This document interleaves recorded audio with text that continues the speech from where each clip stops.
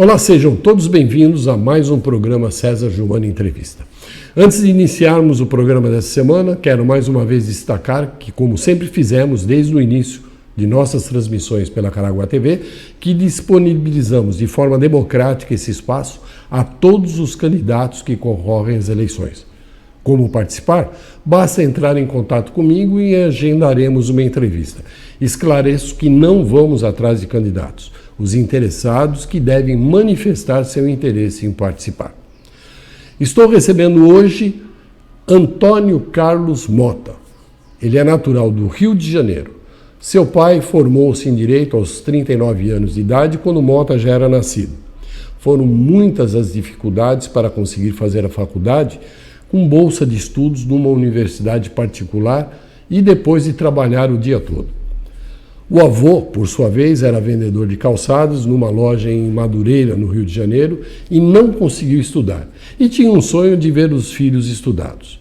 Mota é a terceira geração e teve mais facilidade e formou-se em Economia pela Fundação Vale Paraibana de Ensino e foi além, fazendo MBA em Gestão Empresarial. Está casado desde 89 com Ana Mota, que é assistente social, e tem uma filha chamada Fabiana, que é formada em Arquitetura. Antônio Carlos Mota mora em São José dos Campos, fazem 36 anos. Trabalhou na cervejaria Kaiser, na Total Alimentos, e desde maio de 21 é voluntário no Partido Novo.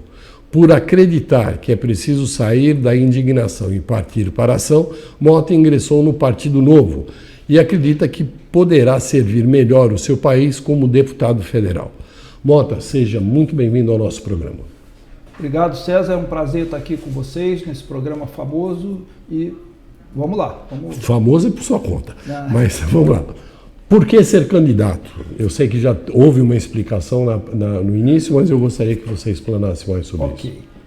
Então, até 2016 eu praticamente era um hater, rejeitava a política. Eu não queria saber de política, eu achava que política não era coisa para mim. Trabalhando na iniciativa privada, com a minha formação acadêmica, só que eu comecei a perceber que eu precisava contribuir de alguma forma mais com o país.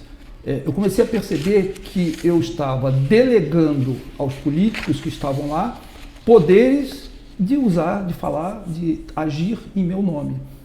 A partir disso, eu comecei a maturar a ideia de ingressar na política. Por que também, já vou até antecipando, por que deputado federal, se eu nunca fui político, se eu nunca exerci um cargo político? Toda a minha vida, eu sempre questionei o que acontece em Brasília. Eu sempre achei que as grandes decisões do país, o que vai fazer o país realmente ser um país de primeiro mundo, passam por Brasília.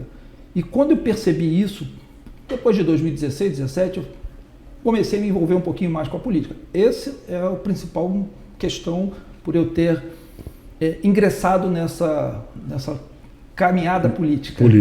Você é uma pessoa livre de bons costumes. Como é que você vai conciliar trabalho com política? Por isso que desde 2016 eu vim me preparando para essa atividade. Até 2021, eu trabalhava numa multinacional americana do agronegócio e eu trabalhava na divisão de pet food. Como eu já vinha me preparando para essa caminhada política, né, essa caminhada justa e perfeita também, eu, em 2021, consegui um acordo e saí da empresa. Eu já tenho 38 anos de trabalho e 60 de idade agora, então eu já teria a possibilidade de eu me aposentar. Eu fiz um acordo, saí da empresa e agora me dedico exclusivamente à questão política. Então você já tinha atividade aqui no Litoral Norte? Sim, eu comecei as atividades aqui no Litoral. Eu cheguei em São José dos Campos em 1986. Logo depois disso eu comecei a trabalhar na cervejaria, comecei na Antártica e aí eu atendi aqui no Litoral o distribuidor Antártica, aqui, o Rinaldo Madrigano Arteiro. E aí eu comecei a ter o contato com o Litoral. Aliás, uma curiosidade, né? Quando eu cheguei em São José em 86, eu sou do Rio de Janeiro, né? Como você acabou de falar, César. A primeira pergunta que eu fiz foi como eu chego no litoral? Porque quem vem do Rio está acostumado com praia, com mar. Eu falei, como eu chego no litoral? E aí vim para o litoral para conhecer, né? Então, e aí ficou? Fiquei por aqui pela região, né? E comecei a trabalhar nessa região, na época da cervejaria, e recentemente, até 2021, quando eu saí da Total Alimentos, eu era gerente comercial e atuava nessa região, do Vale do Paraíba, Serra da Mantiqueira e Litoral Norte. Beleza. Toda essa região. Antônio Mota, eu já havia tido um contato com você antes, e uma definição que uma das propostas que você defendeu foi com relação de enxugar o número de municípios. Você poderia explicar um pouquinho mais isso? Claro. Não é que a gente queira fechar os municípios, acabar definitivamente. A gente quer que esses municípios se adequem, porque a grande maioria, hoje, cerca de 80% dos municípios no Brasil não tem arrecadação suficiente para se manterem independentes, né? No Brasil, a gente não consegue, por enquanto, fazer uma revisão do Pacto Federativo e coisas desse tipo. Então, a gente pensou que os municípios têm que ter uma maneira, né, da gente fazer com que eles tentem se autossustentar, que não dependam de transferências constitucionais do Estado e da União. A ideia é o seguinte: o projeto a ser discutido, porque eu não sou da área jurídica, a gente tem que entrar em detalhes jurídicos, mas a ideia é que esse município, primeiro, ele passe por um período de adaptação. Esse período de adaptação, ele teria a possibilidade de ou aumentar a sua receita para que consiga arcar com aquelas suas despesas, ou, se não conseguindo aumentar as suas receitas, que ele corte algumas despesas. Quais eles poderiam cortar? Ele não pode mexer em saúde, educação, zeladoria do município. Ele pode mexer secretários da prefeitura, ele pode mexer em assessores, comissionados, na Câmara de Vereadores ele pode mexer, porque hoje todos os municípios têm no mínimo 9 vereadores pela Constituição. Então a gente pensou que assim, esses municípios têm que se adequar. Só que assim, ok, vai acabar o município? Se o município não conseguir fazer essa adequação, ele seria incorporado por algum município limítrofe, digamos assim. Nessa incorporação, quando ele passa a ser um distrito desse outro município, algumas regras também têm que ser respeitadas. A primeira dela é assim: o município que já tinha uma arrecadação própria dele e foi incorporado, a arrecadação que ele já detinha, esse município que o incorporou vai obrigatoriamente ter que manter naquele distrito. Aplicado naquele distrito. Aplicado naquele distrito. Outra questão fundamental que eu penso é assim: esse ex-município que vai virar um distrito, ele tem que ter representatividade na Câmara de Vereadores. Então ele garantiria uma vaga ou duas, dependendo do tamanho. Perfeito. Né? Então, ou seja, você mantém a representatividade daquele ex-município que virou um distrito e você também não tira a grana de lá. Você vai tirar o quê? Você vai tirar, quando muito, você vai tirar um prefeito, secretário... Você vai tirar as despesas, né? Exatamente. E que são despesas que para o município não são fundamentais. Quando você fala, por exemplo, vou dar um exemplo aqui, São José dos Campos, que eu moro ali, e temos Monteiro Lobato do lado. Quando alguém de Monteiro Lobato quer um tratamento hospitalar melhor ou mais complexo, ele vai para São José dos Campos. Quando ele quer fazer uma compra de supermercado, ele vai para São José dos Campos. Então, você deixar de ser um município, por exemplo, Monteiro Lobato, se for o caso, né, na explicação que eu dei, não é ruim para a população, porque a população vai manter lá no local a arrecadação que ela tinha, vai manter a saúde, vai manter a educação, vai manter a zeladoria para manter a cidade limpa, organizada, mas vai perder o quê? Vai perder um prefeito, vai perder um secretário. Desculpa eu falar assim, mas os políticos tradicionais vendem para a população que é importante para ela ser um município. Eu não vejo dessa forma. Eu vejo importante para ele. Para ele, para garantir o emprego dele, o cargo dele. Então, essa é a ideia do projeto que a gente tem na cabeça já pelo menos há uns 4 anos e que... Antes de nós entrarmos em privilégios políticos que existem, é um câncer quase na nossa sociedade, nós também temos que considerar que alguns municípios não têm arrecadação suficiente, muito em função também da distribuição da carga tributária, né? Que a grande fatia fica com o federal, a segunda maior com o estadual, e o município, que é aquele que está em contato direto com o cidadão... Que a pessoa mora no município. Mora no município, é o que menos recebe. Isso dependeria de uma mudança do chamado Pacto Federativo. Ou seja, a gente pensa nisso em dar mais poder ao município e menos poder em Brasília. Inclusive a gente tem uma frase que a gente usa muito que é mais Brasil, menos Brasília e mais Brasil. Ou seja, eu quero tirar o poder de Brasília e transferir o poder para os municípios. As pessoas vivem no município e não vivem em Brasília. Então, para te dar um exemplo básico, de cada R$100 em impostos federais que são arrecadados no estado de São Paulo, voltam para São Paulo aproximadamente 11 ou 12%. Ou seja, vão 100, voltam 12. Então, essa é uma questão do pacto federativo que tem que ser repensado. Mas, enquanto isso não ocorre, temos que tomar outras atitudes. Né? Vamos aos privilégios, né? Eu sei que é uma das suas bandeiras também acabar com privilégios em todos os níveis, né? Seja executivo, seja o legislativo ou no próprio judiciário. Nós estamos vivendo agora um momento terrível com essa história daquela orçamento secreto, né? Que virou uma bandalheira. Nós sabemos que não só nos municípios, também nos governos estaduais como no federal, o executivo está na mão deles, né?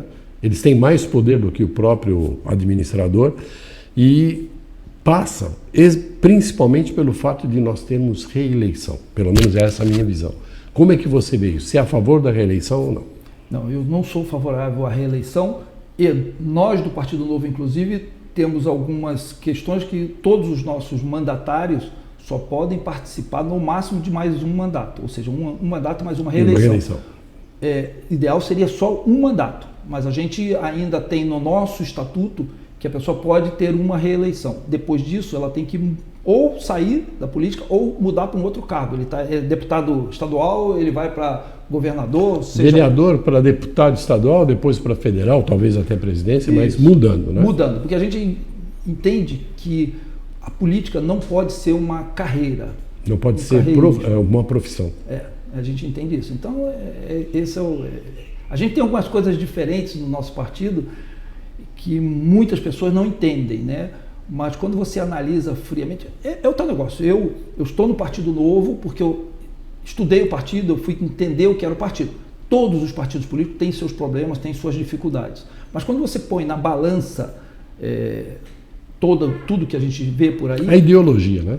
Tudo que a gente vê, eu ainda acredito que o Partido Novo seja a melhor opção para o Brasil atualmente. O Partido Novo é o único que devolve a verba das eleições, né?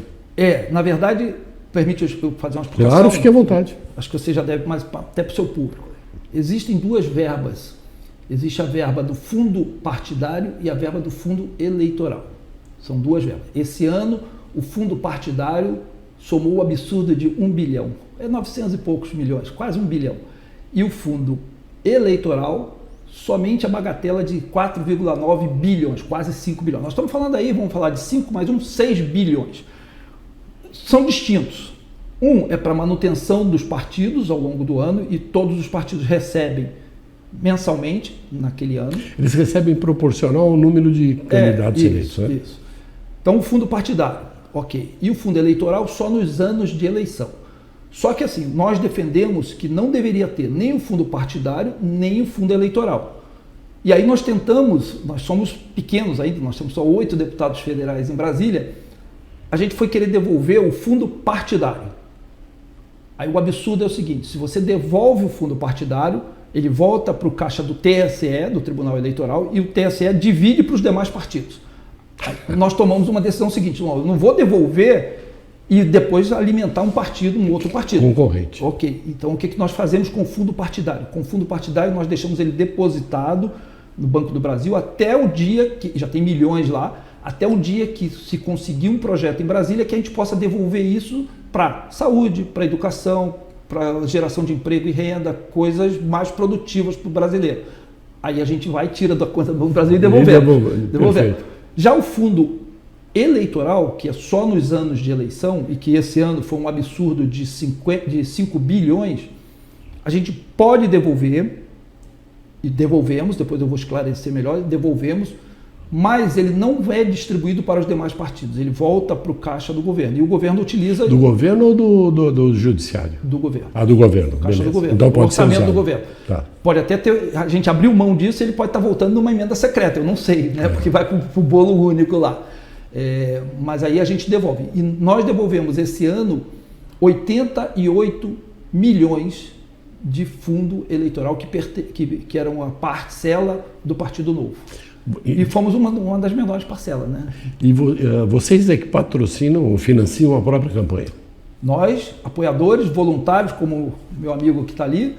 Pode falar o nome dele. Meu amigo Mário, que está me acompanhando aqui, Mário Rotamil, e doadores. Eu tive doação para essa campanha de R$10, de R$100, de R$1.000, de doação de R$50. A gente faz vaquinha também, né? Chamada vaquinha eleitoral, que é permitido pelo Tribunal Eleitoral. Mas somos nós mesmos que arcamos e sustentamos as nossas campanhas, porque a gente entende que o dinheiro do contribuinte, o dinheiro daquele que paga impostos, deveria ser melhor aplicado, e não para ele fazer um santinho, para ele alugar um jatinho para voar de um lugar para outro. Isso, se ele quiser, ele arque ou do próprio bolso, ou através de pessoas que queiram, pessoas físicas, que é o que permite a legislação, que queiram doar para ele participar das eleições. Vocês são contra empresas também financiarem campanhas? Não, nós não somos contra, né? Hoje é proibida a doação de empresas, nós não somos contra, mas a gente acha que tem que ter critérios para evitar problemas como nós já tivemos no passado, né? De empresas que doam e depois querem cobrar esse... Mas não somos contra, não. Eu peguei todos os dados dos objetivos do Partido Novo, né? E me chamou a atenção um item que eu gostaria que você esclarecesse. Liberalismo, tudo bem, iniciativa privada, liberdade, tudo mais. Eu não vi nada voltado especificamente pelo social. Eu, particularmente, tenho uma visão, já tenho colocado isso aqui várias vezes, o Brasil é um país rico, essa riqueza pertence a todos os brasileiros, mesmo que nós tenhamos justamente que privilegiar aqueles que empreendem, né? Mas a verdade é que todos têm direito à educação, saúde, uma vida digna, alimentação, né?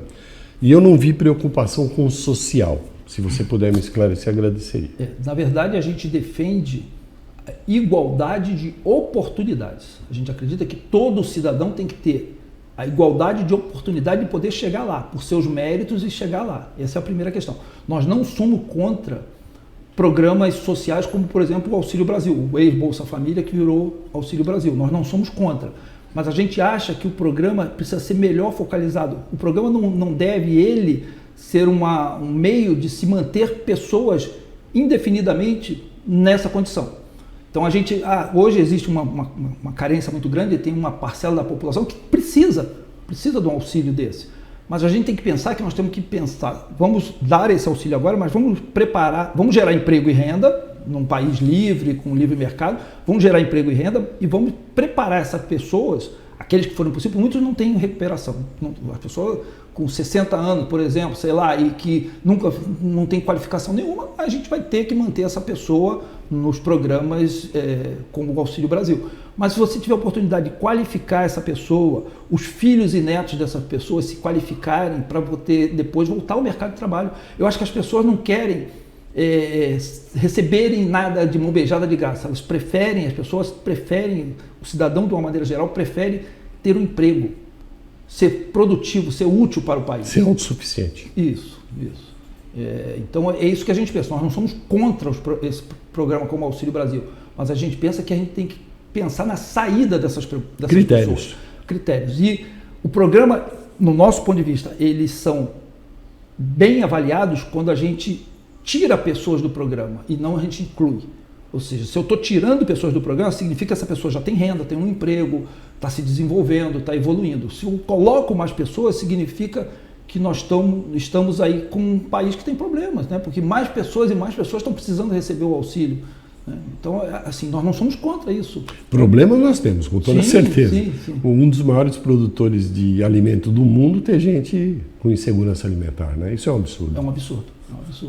Então, mas a gente, assim, quer que essas pessoas tenham condições de trabalhar, de ter o seu teto, de ter a sua dignidade. Por exemplo, em São José dos Campos, agora nós estamos lá numa defesa dos loteamentos irregulares. Não são loteamentos clandestinos, invasões, são loteamentos irregulares, que foram vendidos, as pessoas pagaram de boa fé, depois houve um desmembramento das áreas irregulares, outras caíram em área de proteção ambiental e as pessoas estão ali. A gente está brigando, nós fizemos isso em Joinville, o prefeito de Joinville é do Partido Novo.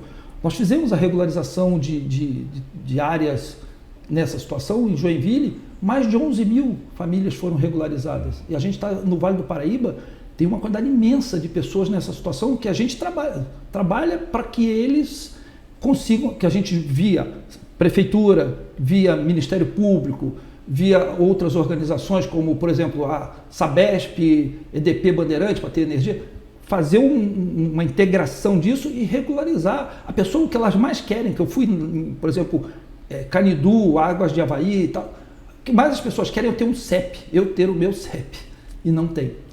Qual é a situação do banhado lá de São José? Está na mesma situação. Lá é área de preservação, acho, né? É uma APA. É uma APA. Isso. Tem solução aqui? Olha, eu não sou especialista nisso. Alguns especialistas dizem que tem, né? Você teria que conviver. As pessoas que já moram, tem pessoas que moram lá há mais de 50 anos. Você não vai pegar e derrubar o barraco e tirar ela dali. Não faz sentido. Então você tem que haver uma convivência harmoniosa nesse sentido. Então o banhado, segundo os especialistas, tem alternativas sim. Voltando aos privilégios dos políticos, né? Uma entrevista que a Sadi fez da Globo News há uns 2 anos atrás com o Mourão, vice-presidente da República, né? Mostrou o que era o palácio que ele mora, né? Que na minha visão não tem o menor sentido. E sabemos que os deputados federais e estaduais também têm muitos privilégios. Uhum. Quais privilégios você acha que teria condição de se tirar? Uma vez que eles próprios legislam em causa própria e o povo não tem como opinar sobre isso. Exatamente. Essa é uma das coisas que o Partido Novo ele defende muito. É a questão de acabar com todos os privilégios da classe política e do judiciário. Não é apenas o político. Muitas vezes se confunde as coisas. Eu ouço algumas pessoas dizendo assim, eu quero acabar com o privilégio do funcionalismo público. Não, o funcionalismo público, você tem funcionários públicos lá que ganham pouco, que não tem nenhum privilégio, e aí você bota isso no mesmo balaio. A gente tem que separar as coisas. A gente briga para acabar com o privilégio daqueles que realmente são privilegiados, político, judiciário. Então a gente briga por isso, mas a gente ainda não tem força em Brasília para cortar. Por exemplo, 3 mil litros de combustível para um deputado federal por mês. O cara mora em Brasília, quase não anda de carro ali, e quando ele viaja para o estado dele, ele viaja de avião. Então por que você tem 3 mil litros de combustível? Por que você tem auxílio moradia, auxílio mudança, auxílio terno? É um absurdo. É um absurdo, é um absurdo. E no judiciário não fica atrás. Não fica atrás. O Congresso Nacional, Câmara de Deputados e Senado custam a nós, contribuintes, 11,8 bilhões por ano. 11,8 bilhões por ano. Então, é isso. Daria para resolver muito problema. Muitos problemas sociais, problema de emprego, porque você tem que fazer a economia andar, você tem que dar liberdade para a economia gerar emprego, gerar renda. E aí você fica bancando um Congresso nessas condições e que, no fundo, aprovou agora a Lei de Diretrizes Orçamentárias para 2023, se eu não me engano, com 19 bilhões para as emendas secretas. É um absurdo isso. E tira o poder de administrar do presidente. A verdade é essa, né? Porque ele vai limitando, ele fica refém. É uma situação difícil. E a gente defende o seguinte, independente de quem seja o presidente, nós, do Partido Novo, temos o nosso candidato à presidência, que é o Felipe Dávila, mas não é uma pessoa muito conhecida, né? Depois a gente pode até entrar nesse assunto, mas independente de quem seja o presidente a partir do ano que vem, 2023, seja Lula, seja Bolsonaro, seja qualquer um, nós vamos continuar com problemas enquanto a gente não mexer no Congresso, enquanto nós não mexermos nos deputados e nos senadores. E acabar com a reeleição. É uma alternativa, talvez 5 anos, que era uma proposta que já rodou. Já houve essa proposta. Aumentar um pouquinho o prazo para não ter reeleição. Não ter reeleição. Isso eu acho que é uma boa alternativa, né? Agora, por exemplo, se a gente... Hoje as pessoas reclamam muito do Supremo Tribunal, né? Eu também acho que tem muita... está extrapolando demais das funções dele, que são guardião da Constituição. Mas como a gente pode mexer nisso? Deputados e senadores têm toda a condição de mexer em artigos da Constituição e começar a botar um pouquinho de ordem, né? Eu acho que o deputado, por exemplo, não tem coragem de adotar determinadas medidas porque ele tem medo de uma retaliação do judiciário. Então eu acho que hoje... Aliás, muitos, né, estão com o rabo preso aí, né? Então, assim, difícil. Agora, você não acha também que se houve algum exagero por parte do STF, né? Que não foi ele que acabou segurando danos maiores à nossa sociedade? Olha, eu acho que... Não é criticando o presidente, mas houve coisas que vieram do executivo lamentáveis, né? Mas se você tem um Congresso bom, forte, essas coisas lamentáveis não passariam, não chegariam, né? Então, mas elas chegam no STF justamente porque os próprios deputados, os senadores, acabam acionando o STF. Sim, ele tem que se manifestar, né? Aliás, nós mesmos do Novo já acionamos várias vezes o STF por questões que a gente discordava e que foram aprovadas na casa, dentro da casa. Desculpe eu te cortar, mas eu faço questão de frisar isso porque pode parecer para o público em geral de que o STF toma medidas arbitrárias e quando não é verdade, ele só vai decidir alguma coisa quando é acionado. Né? Se ninguém acionar, ele não toma atitude nenhuma. É a base da nossa democracia, sim. Né? Por isso nós temos o sistema de tripartite. Nós temos lá o executivo, o judiciário e o legislativo. Eles têm que trabalhar independentes, mas harmonicamente, o que hoje está um pouco, né, não está tão harmônico. Não está nem um pouco harmônico de jeito nenhum. Né? Eu não sou crítico de STF, de nenhum dos poderes. Os poderes têm que ser... E um detalhe, tudo para mim tem que ser estritamente dentro do que diz a lei. A lei máxima. O que é a lei máxima? Constituição. Então, eu acho que a Constituição tem alguns problemas, algumas coisas que, no meu ponto de vista, poderiam ser modificadas, né? Mas, enquanto eu estiver na Constituição, todos temos que respeitá-la.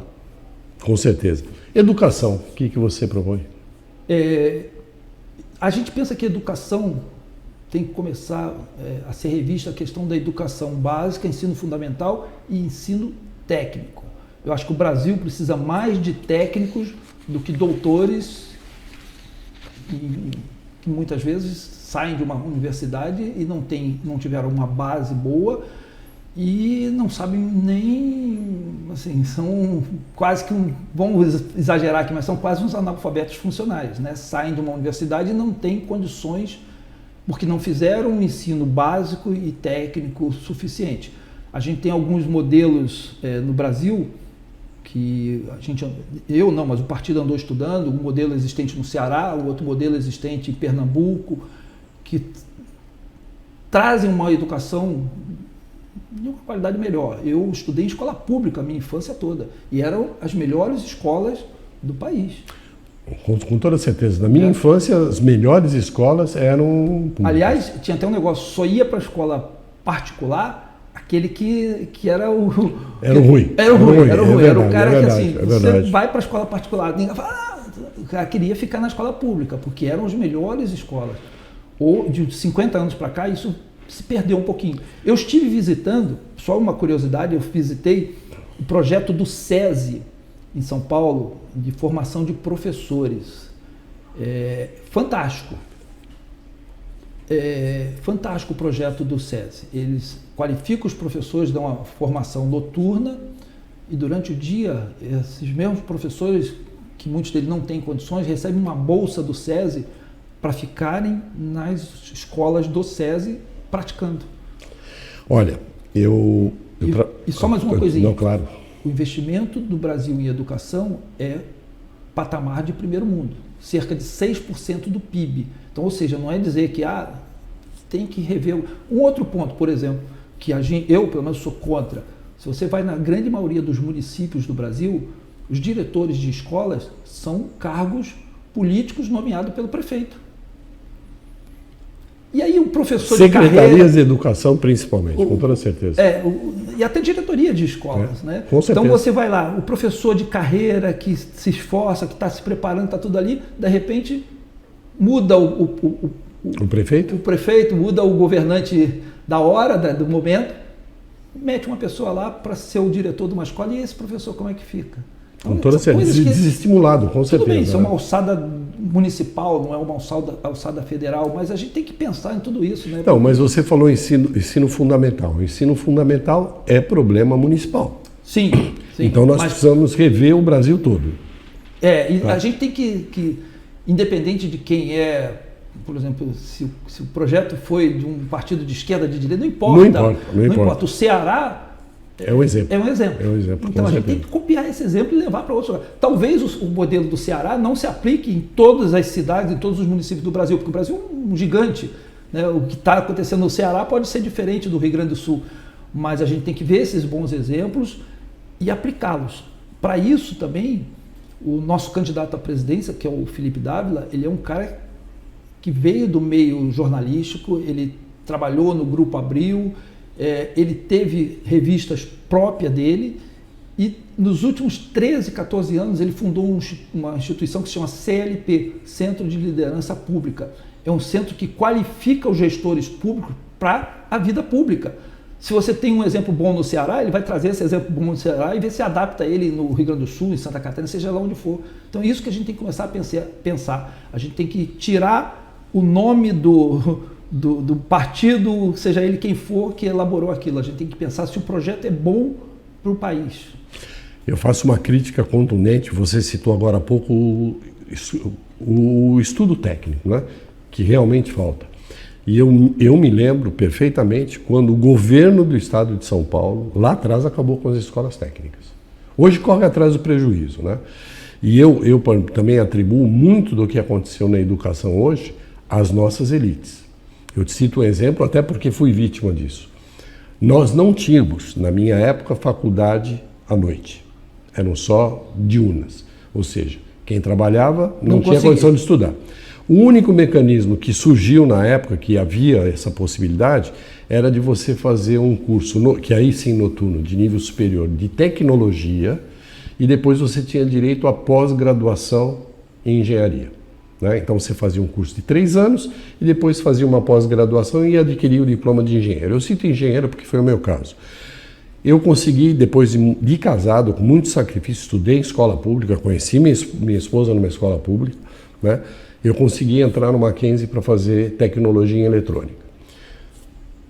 Ministro da Educação, Jarbas Passarinho, ex-militar. Né? O que acontecia naquela época? Quem trabalhava durante o dia e estudava à noite era justamente, evitava aquilo que você falou, de o cara se formar e não saber nada. Então o que acontecia? Você trabalhava, nós tivemos engenheiros da Volkswagen na época, que trabalhavam e faziam tecnologia. Sabe o que aconteceu? Esse engenheiro, na hora que se formasse, ele era privilegiado no mercado de trabalho em detrimento do filhinho de papai, que nunca trabalhou e fez um Mackenzie. Você sabe o que o Jarbas Passarinho fez? Na canetada tornou o curso de tecnologia fim.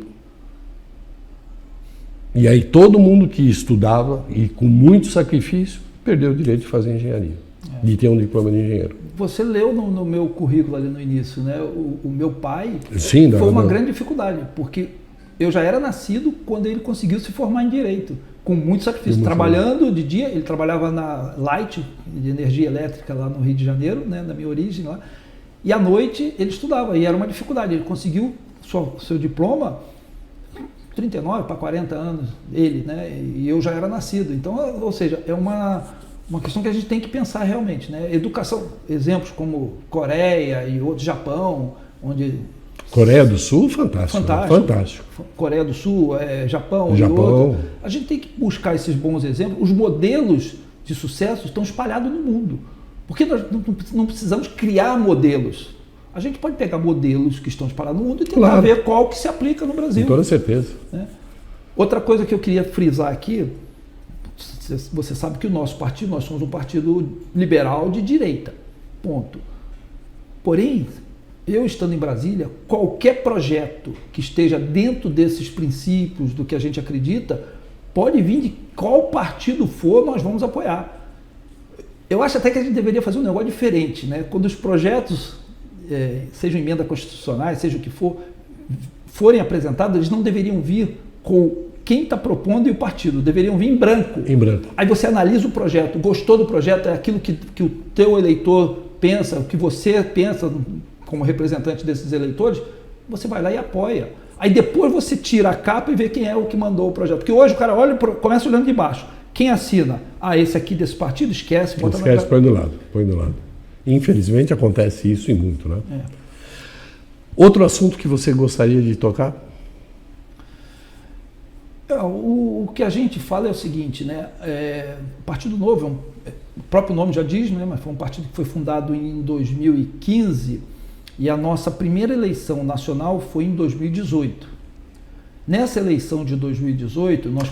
Desculpe te cortar, tinha alguém no partido que andava com uma Kombi difundindo o partido, eles estiveram aqui em Caraguá na época. Foi um candidato nosso lá em São José dos Campos, o professor Agliberto. Só que ele já não está mais no partido, saiu. Saiu do partido hoje. Então, em 2018, nós tivemos a nossa primeira eleição nacional. Foi a nossa estreia, né? Conseguimos, com tudo isso que eu estou falando, sem usar o dinheiro público, todos que entram no partido para serem filiados precisam ser ficha limpa, senão não se filiam no partido. Todos que querem ser candidato precisam passar por um processo de formação e seleção. Você faz um cursinho e depois faz uma provinha e tudo para ver se você tem um mínimo de condições de ser um deputado estadual, federal, seja lá o que for, governador. E com todos esses problemas, a gente, em 2018, nós conseguimos eleger 8 deputados federais, sendo 3 aqui de São Paulo, e conseguimos eleger o governador do segundo maior colégio eleitoral do Brasil, que é Minas Gerais. Minas Gerais. Hoje, o governador Zema em Minas Gerais é um exemplo. Hoje em 2018 era muito mais difícil, porque a gente não tinha exemplo para dar, né? Era só uma ideia, era só a palavra das pessoas. Hoje nós temos exemplos para dar. Então a gente hoje está trabalhando com a expectativa de que a gente consiga eleger algo em torno de 20 e poucos deputados federais. E em São Paulo, nós pretendemos eleger de 6 a 7 deputados federais, para que a gente consiga começar a ter massa crítica e ter voz ativa lá em Brasília. Hoje nós somos sufocados, né? Imagina no meio de 15... Quando a gente ergue a mão, tá. Nós também somos um partido que é muito combatido por 2 lados, digamos assim, por 3 lados. Dos extremos. Os extremos e o centro. E o centro também. E o centro, porque todos eles sabem que se um dia nós tivermos condição lá em Brasília, nós vamos acabar com muita coisa, nós vamos acabar com o privilégio, com o fundão. E aí o cara, fica arrepiado. Aí ele começa a usar as famosas fake news contra a gente, né? Alguns dizem que vocês são de esquerda disfarçado, outros dizem vocês são de direita extremado. Então, ou seja, começa essa... Os extremos não prestam nunca, né? Isso com certeza, no bom senso... Aliás, o partido tem uma coisa que eu acho legal. Nas pautas econômicas, por exemplo, nós somos liberais, livre mercado, privatizações, não privatização... mas você concorda que tem setores que não podem ser privatizados? Tem algumas coisas que você tem que analisar bem, né? Mas a gente defende isso, ponto. Só que nas pautas que a gente chama de pautas de costume, o partido deixa que cada indivíduo tome a sua decisão. Por exemplo, vamos falar de aborto. Tem pessoas no partido que são favoráveis e outras que são contra, porque aquilo é uma coisa íntima da pessoa. Eu, particularmente, defendo que, no exemplo que eu dei do aborto, os casos já previstos em lei estão bons. Você tem que ter o caso previsto em lei lá, de estupro, má formação do feto e tal. Ok. Já tem gente no partido que defende o aborto, eu não defendo. Quando você fala de drogas, dentro do partido também deixa livre para que cada um tome a sua decisão, se é a favor ou contra as drogas. Então, esse é um partido que, assim, ele leva a sério a questão de ser um liberal. Eu não posso querer impor a minha vontade para você, né? A minha religião, a minha vontade, você tem que tomar a sua decisão. Eu respeito a diversidade. Diversidade. Lógico.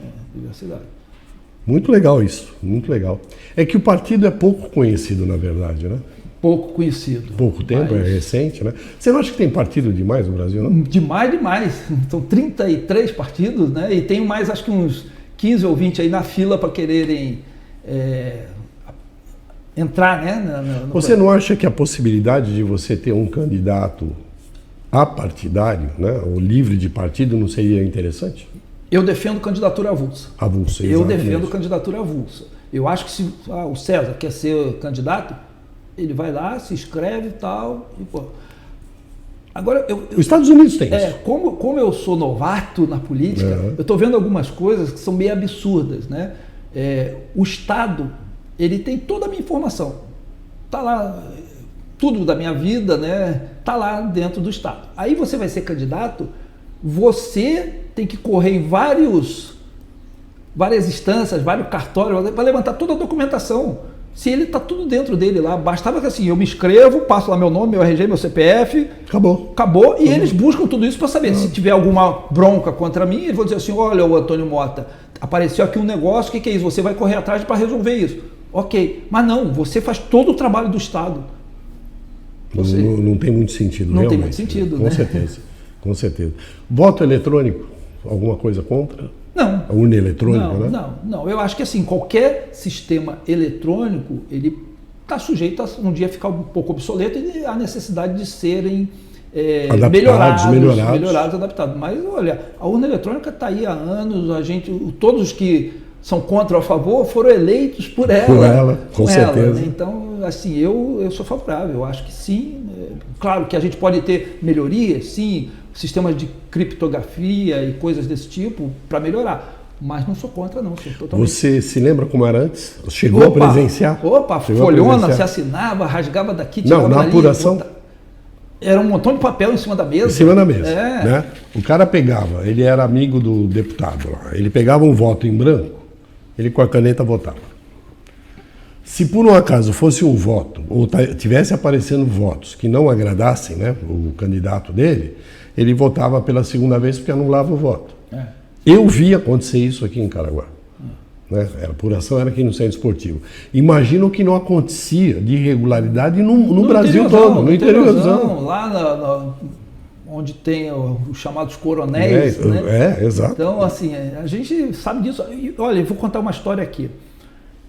Quando o partido começou a ser criado, o nosso partido foi criado desde o início, ou seja, nós não pegamos políticos daqui e dali e colocamos no partido para já fundar. Nós pegamos assinatura, tal, 500 mil assinaturas, aquela historinha toda. Aqueles critérios. Né? Lá no Nordeste, um indivíduo, um fazendeiro lá de uma determinada região, procurou a direção do partido e falou o seguinte: quanto vocês querem para eu ser o dono do diretório aqui na minha cidade? Não é assim que funciona. Não, quanto vocês querem? Eu pago e o diretório aqui vai ser meu. Não é assim. Não, eu vi muita coisa na política que é um absurdo, né? Vocês têm os diretórios municipais definitivos ou não? Temos em algumas cidades. Em São José, nós temos um diretório municipal. Aqui em Caraguá, no litoral, nós não temos diretório municipal. Sim, mas não dão um diretório em cada eleição para uma pessoa, não, né? Não. Porque tem partido que faz isso. Não, os diretórios, eles têm critérios para serem criados, digamos assim. Perfeito. E cada região, por exemplo, aqui no litoral, nós temos o que a gente chama de R30, são pessoas que são voluntárias e que trabalham pelo partido. Perfeito. Essas pessoas vão trabalhar e, se atingir esses critérios, eles vão ter o direito de ter um diretório. Tá, mas o diretório é autônomo, ele vai ter eleição para presidente ou vai ter indicação de deputado federal, estadual? Porque aqui, o que acontece com os partidos no modo geral, né? Os diretórios seguem a diretriz do diretório estadual e do diretório nacional. Não, diretriz, mas e a presidência? A presidência tem eleição, ponto. Sem interferência do... Sem interferência. E quem vai para o diretório não pode ser candidato. Se, por exemplo, o César quiser ser candidato e for dirigente... Não pode. Ele tem que se afastar da direção do partido. A gente separa isso. Perfeito. Antônio Mota, estamos chegando ao final. Suas considerações, pode pedir de voto, número, fique à vontade naquela câmera. Ok. Legal, César. Foi um prazer estar aqui, conversar com vocês, abrir esse meio de comunicação. Nós nunca fomos políticos, nunca exercemos nenhum cargo político, mas a gente acredita que é possível realizar esse sonho de fazer um país melhor para as futuras gerações. Provavelmente essas mudanças que a gente pensa, elas não vão acontecer nos próximos 10, 15 anos, vão demorar 20 anos ou mais.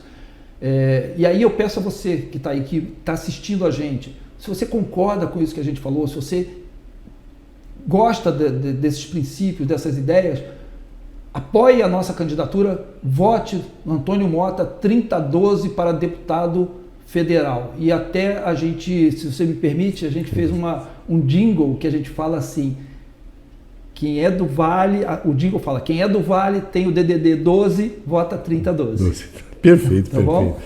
E candidato à presidência, vocês estão com? Não, nós temos o nosso próprio candidato, que é o Felipe Dávila. A gente não fez coligação, agora não é mais coligação, agora é federação. E coligação. A gente não fez, não porque o estatuto proíba, é porque, na verdade, as nossas coligações ou federações teriam que ser por ideias e princípios. E aí a gente chega para um partido e fala assim, alguns procuraram a gente, vamos fazer?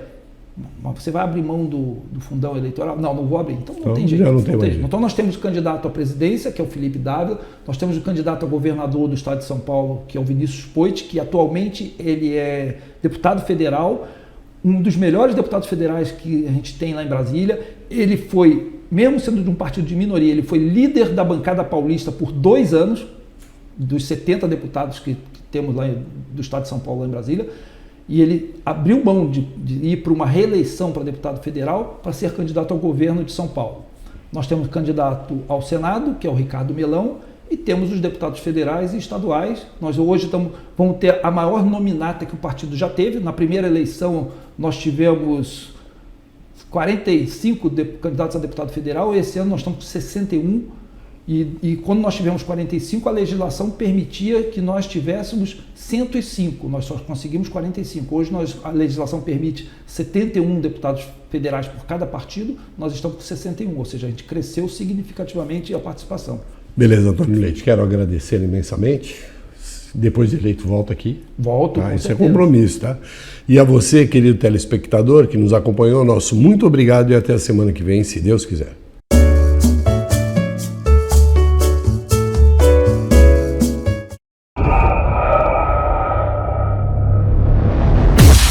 Caraguá TV, a primeira da cidade.